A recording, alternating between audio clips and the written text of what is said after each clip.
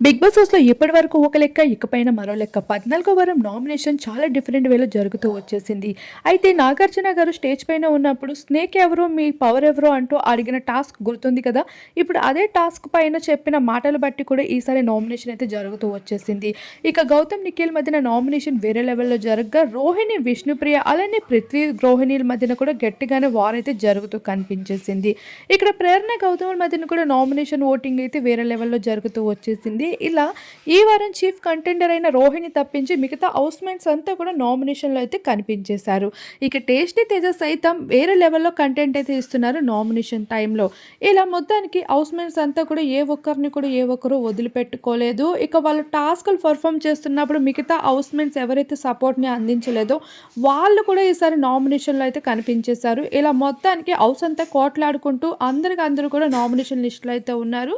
ఒక రోహిణి మిగిలించి.